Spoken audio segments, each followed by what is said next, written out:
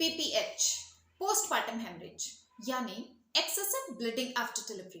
ये क्या होता है, क्यों होता है और इसका ट्रीटमेंट क्या है, इसी जानकारी के साथ मैं आप सभी का स्वागत करती हूँ अपने चैनल डॉक्टरी सलाह पर। पीपीएच की पूरी इंफॉर्मेशन के लिए वीडियो को एंड तक जरूर देखें और चैनल को सब्सक्राइब करना बिल्कुल ना भूलें।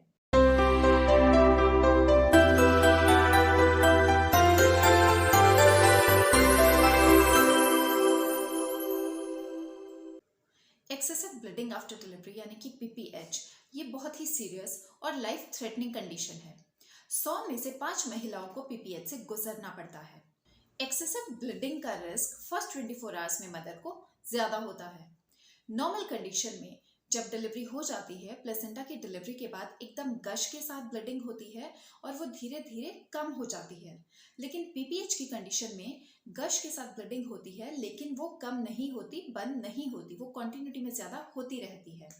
नॉर्मल कंडीशन में 500 to 1000 ml ब्लड लॉस होने के बाद, ब्लीडिंग होने के बाद में ब्लीडिंग आमतौर पे कम हो जाती है। लेकिन पीपीएच की कंडीशन में ऐसा नहीं होता। बहुत ज़्यादा ब्लड लॉस होने की वजह से, कॉन्टिन्यूटी में ब्लड लॉस होने की वजह से मदर को चक्कर आने शुरू हो जाते हैं, आंखों से धुंधला दिखाई देता है, स्किन पीली पड़ जाती है, चक्कर आते हैं, बीपी फॉल कर जाता है, हार्ट बीट फास्ट हो जाती है। ये सभी लक्षण दिखाई देते हैं। पीपीएच होने के मल्टीपल रीजंस हैं जिनको हम वन बाय वन डिस्कस करेंगे। जो फर्स्ट रीजन है वो है एटॉनिक यूट्रस। जब नॉर्मल साइज की यूट्रस होती है, जिस टाइम पे महिला प्रेग्नेंट नहीं होती, उस टाइम पे यूट्रस का जो नॉर्मल साइज है वो 6 to 8 सेंटीमीटर है।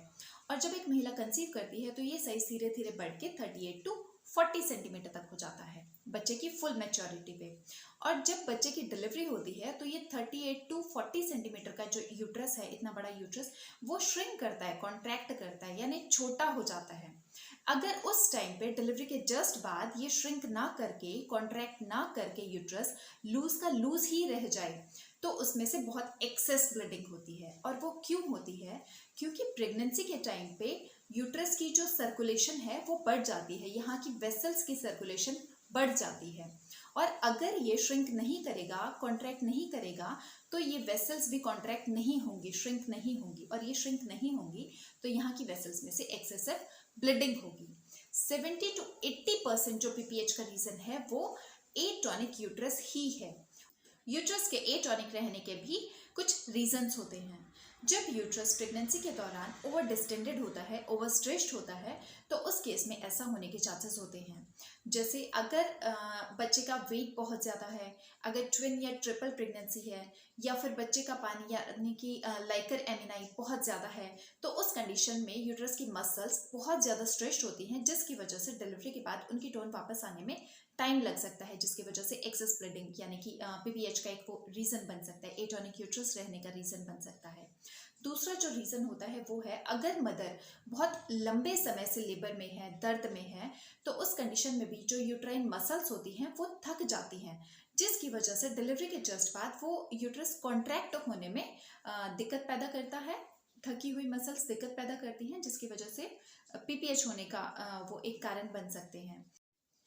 तीसरा जो रीज़न है वो ये है कि कभी कभी जब किसी कॉम्प्लिकेशन की वजह से या फिर मदर को टाइम से पहले लेबर पेन शुरू हो जाए, उस दौरान मदर को ट्रीटमेंट पे आना पड़ता है, तो कुछ वो मेडिसिन लेने की वजह से कभी कभी ऐसा हो जाता है कि यूट्रस की टोन वापस आने में टाइम लगता है, जिसकी वजह से एक्सेस ब्लीडिंग होने के चांसेस हो सकते हैं। नेक्स्ट जो रीज़न है पीपीएच का वो है ट्रॉमा। अगर डिलीवरी के दौरान चाहे डिलीवरी नॉर्मल हो या सिजेरियन हो, किसी भी तरह का कोई भी इंजरी हुई है मदर को, चाहे वो वेजाइनल हो, सर्वाइकल हो या यूट्राइन हो, कोई भी इंजरी हुई है तो उसमें से भी बहुत एक्सेस ब्लीडिंग हो सकती है। नेक्स्ट जो रीज़न है जिसकी वजह से पीपीएच हो सकता है वो है प्लेसेंटा यानी ऑर्नाल। अगर डिलीवरी के 30 to 60 मिनट्स तक ऑर्नाल की डिलीवरी ना हो, यानी ऑर्नाल बाहर ना आए, तो उस कंडीशन में बहुत एक्सेस ब्लीडिंग हो सकती है। अगर प्लेसेंटा डिलीवर हो जाए लेकिन प्लेसेंटा का कोई छोटा मोटा पार्ट अंदर रह जाए, तो उसकी वजह से भी बहुत एक्सेस ब्लीडिंग हो सकती है, वो भी उसकी वजह से भी पीपीएच हो सकता है।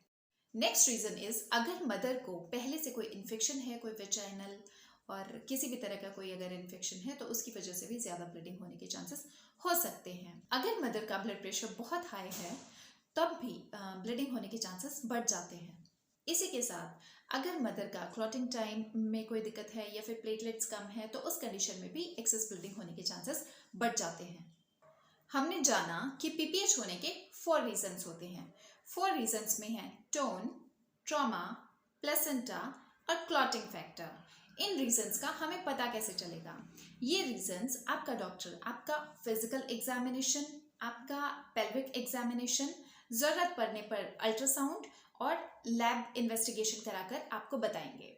अब पीपीएच का ट्रीटमेंट में मेडिसिन जैसे कि पिटोसिन, अर्गोमेट्रिन, प्रोस्टाडीन और ट्रेनेक्सेमिक, ये सब इंट्रामस्कुलर या फिर इंट्रावेनस रिक्वायरमेंट के अकॉर्डिंग, और इसी के साथ इंट्रावेनस फ्लूइड दिया जाता है, ज़रूरत पड़ने पर ब्लड ट्रांसफ्यूज़ किया जाता है, यूट्राइन मसाज और यूरिनरी ब्लैडर को कैथेटराइज यानी कि पेशाब की नलकी लगा दी जाती है।